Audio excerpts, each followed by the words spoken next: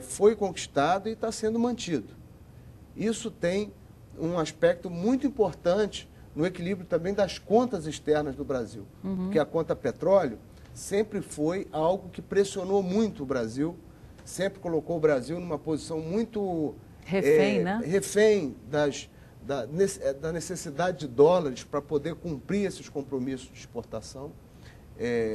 No caso aí, olhando na mão inversa, o compromisso da importação do petróleo e seus derivados.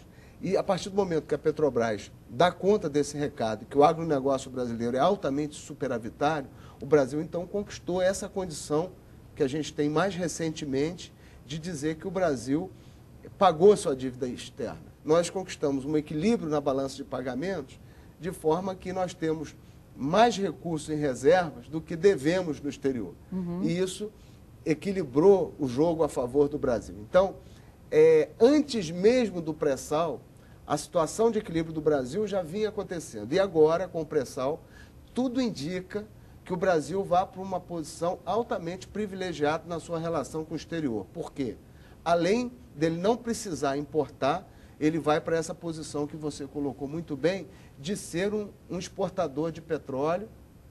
E a melhor notícia é que nessas reservas de pré-sal tem óleo de muito boa qualidade, ou seja, óleo que convertido em derivados vai fazer com que o Brasil atenda o mercado interno, atenda ao Mercosul e se coloque como um exportador também de qualidade.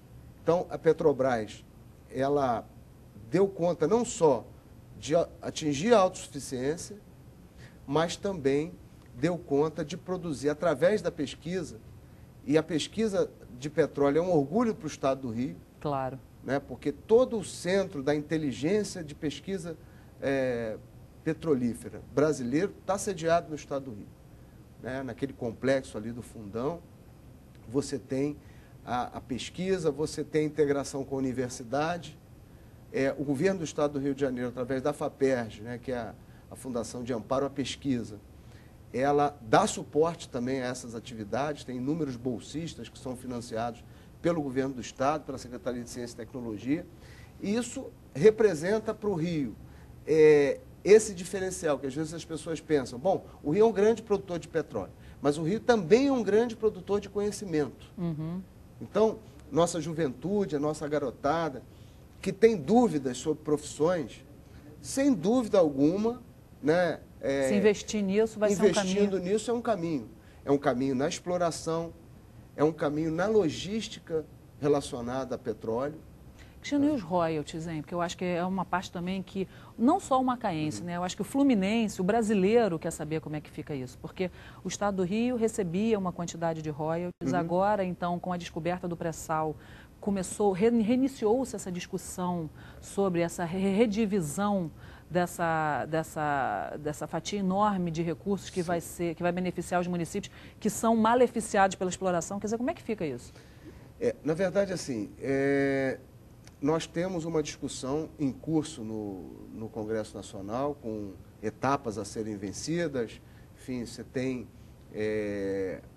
a proposta do governo, você tem um conjunto de emendas que, para o nosso telespectador, que não está acostumado ao dia a dia da linguagem dentro da Câmara, enfim, do Senado, emendas são, enfim, formas pedacinhos, de né, manifestação dos parlamentares a respeito daquele assunto que está sendo colocado. São ideias, são propostas que são postas para discussão, que altera o texto que foi originário, ou do governo que mandou, ou então que surgiu dentro da própria Câmara ou do Senado, assim como acontece na Câmara Municipal, assim como acontece na Assembleia Legislativa. Bom você falar isso, sabe por quê?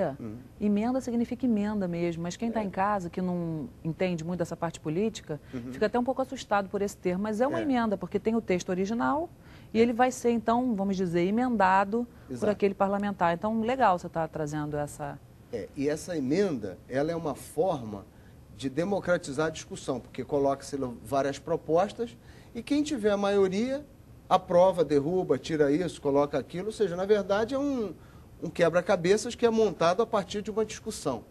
Como não dá para fazer essa discussão sem organizar, as emendas são uma forma de organizar o texto e ir submetendo esse texto a toda a forma de análise, debate, no final se votar um relatório que é a proposta original emendada com essas questões.